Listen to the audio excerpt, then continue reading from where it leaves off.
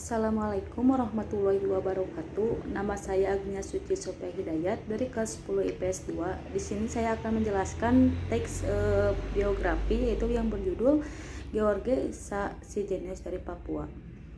Ia dikenal sebagai sang jenius dari Papua. Ia lahir di Manokwari pada tanggal 22 September 1986. Sejak kecil, dia sering tinggal berpindah-pindah mengikuti orang tuanya. Bahkan tak jarang dia hidup terpisah dari orang tuanya.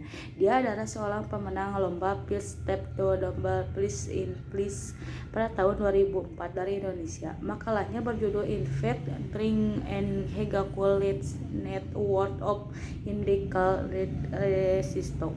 Rumus penghitung hambatan antara dua titik rangkaian resistor yang ditemukannya diberi nama sendiri yaitu George formula. Prestasi pemuda berusia 19 tahun ini sangat mengagumkan. Rumus yang ditemukannya berhasil memenangkan First Step to Nobel Peace in Peace yang mengungguli ratusan favor dari 73 negara yang masuk ke meja juri. Para juri yang terdiri atas 30 jawara fisika dari 25 negara itu hanya membutuhkan waktu 3 hari untuk memutuskan pemuda 17 tahun asal Jayapura itu mengondo emas. Oge, nama panggilan George, lahir dari keluarga sederhana. Ayahnya Silas adalah kepala dinas kehutanan Timinabuhan. Sorong, Oge lebih senang menyebut ayahnya petani ketimbang pegawai, sebab untuk memenuhi kebutuhan hidup sehari-hari. Silas dibantu istrinya, Nestle Farm, dari kelima anak mereka. Mengolah ladang penanam umbi-umbian, kelima anak Silas mewakili keenceran otaknya. Silas adalah lulusan Sekolah Kehutanan Menengah Atas tahun 1969, sebuah jenjang pendidikan yang tinggi bagi orang Papua kala itu. Apolena putri sulung Silas, mengikuti jejak ayahnya. Ia adalah sarjana kehutanan lulusan Universitas Cendrawasih. Franky Elbesa, putra kedua, saat ini tengah menempuh program Magister Manajemen pada Universitas Cendrawasih. Yopisa, putra ketiga, adalah mahasiswa kedokteran Universitas Kristen Indonesia, Jakarta. Agustinus putra keempat, mahasiswa Fakultas Kehutanan Universitas Negeri Papua Manokwari. Sementara si bungsu Oge meraih emas di panggung internasional. Semua anak mama tidak manja dengan uang sebab kami tidak punya uang, tutur mama. Ia bertutur karena mimpinya ekonomi keluarga. Oge sering tidak masuk sekolah ketika SD hingga SMP. Jarak dari rumah ke sekolah sekitar 10 km. Oge harus naik taksi angkutan umum dengan ongkos 1.500 sekali jalan. Itu berarti 3.000 pulang pergi, tidak bisa jajan, untuk naik taksi saja. Mama sering tidak punya uang. Kalau Oge mau makan harus pulang ke rumah, katanya. Bagi Oge, prestasi tidak selalu berarti karena uang. Pemuda yang dikenal ada jalan mudah orang-orang yang harus seperti Oge. Prestasinya di bidang fisika bukan semata-mata karena ia menginggilai ilmu yang menurut sebagai anak pemuda rumit ini. Saya tertarik fisika sejak SMP. Tidak ada alasan khusus kenapa saya suka fisika, karena pada dasarnya saya suka belajar saja.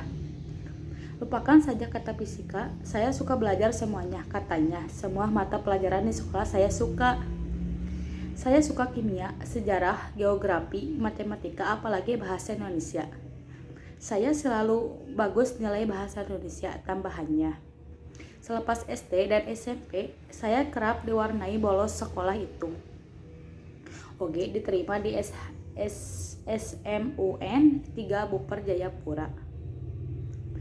Ini adalah sekolah unggulan milik pemerintah daerah yang menjamin semua kebutuhan siswa. Mulai dari seragam, uang saku hingga asrama. Kehausan intelektualnya seperti menemukan OS di sini. Ia mulai mengenal internet. Dari jagad maya ini ia mendapat macam-macam teori, temuan, dan hasil penelitian pada pakar fisika dunia. Kelip-lilianan otak mutiara hitam dari timur Indonesia ini mulai bersinar ketika pada tahun 2001 ia menjuarai lomba olimpiade kimia di tingkat daerah. Oleh karena itu, prestasinya itu ia mendapatkan beasiswa ke Jakarta dari pemerintah Provinsi Papua, namun namanya melarang putra bungsunya berangkat ke ibu kota. Prestasi rupanya membutuhkan sedikit kenakalan dan kenekatan. Dengan dibantu kakaknya, Prangki Oke berangkat diam-diam ia baru memberi tahu niatnya kepada mama tercinta secara sebelum menaiki tangga pesawat. Mamahnya menangis selama 2 minggu menyadari anaknya pergi meninggalkan tanah Papua. Oge kemudian membuktikan bahwa kepergiannya bukan sesuatu yang sia-sia. Tangis sedih mamahnya berganti menjadi tangis haru ketika November 2003 ia menduduki peringkat 8 dari 60 peserta lomba matematika kuantum di India.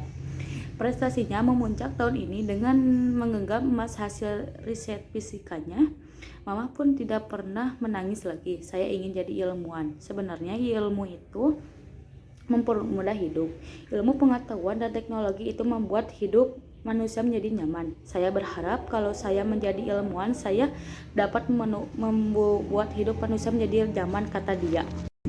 Di Jakarta, ia digambling khusus oleh Bapak Fisika Indonesia, Profesor Yohanes Surya. Awal November 2006, ia harus mempresentasikan hasil risetnya di depan ilmuwan fisika di Polandia. Ia harus membuktikan bahwa risetnya tentang hitungan jaring-jaring resistor itu adalah gagasan orisinilnya.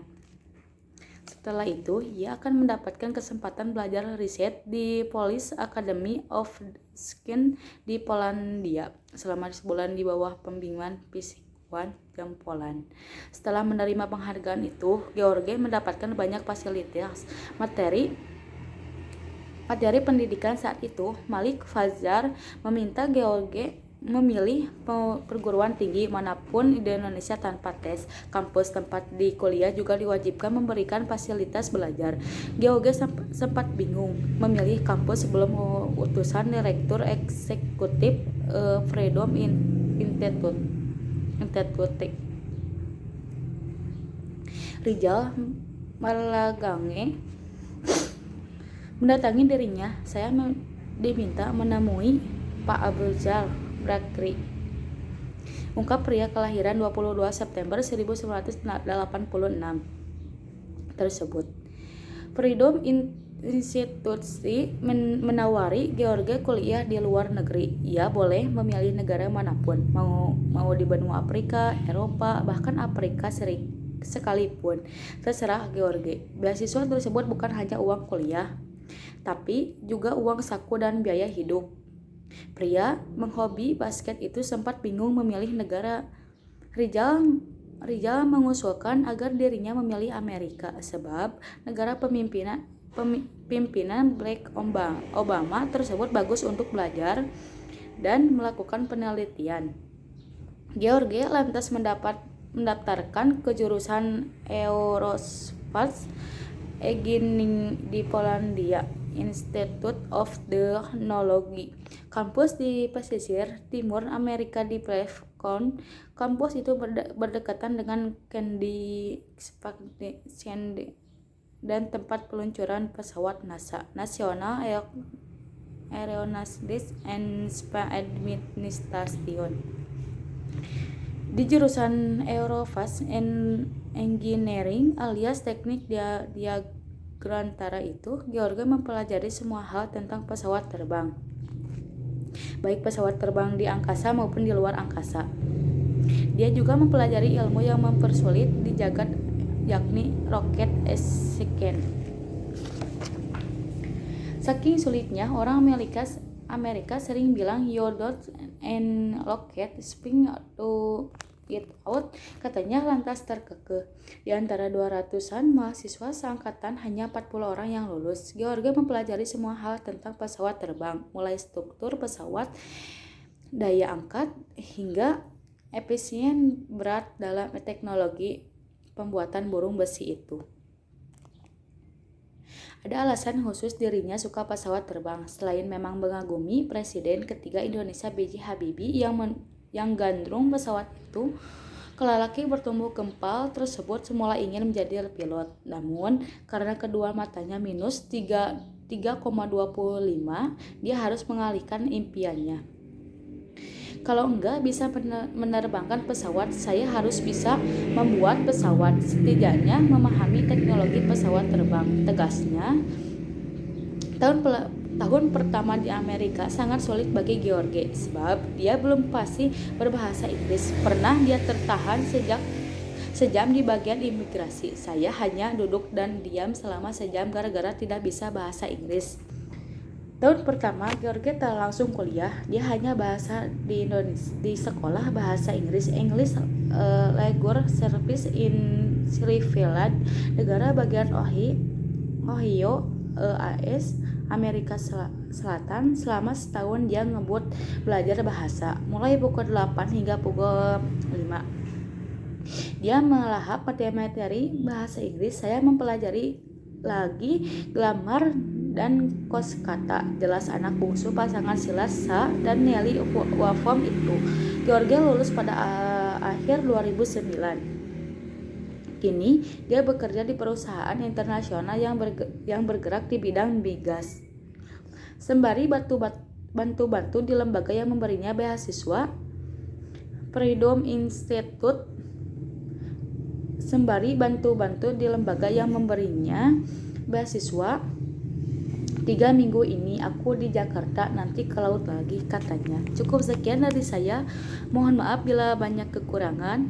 Wassalamualaikum warahmatullahi wabarakatuh.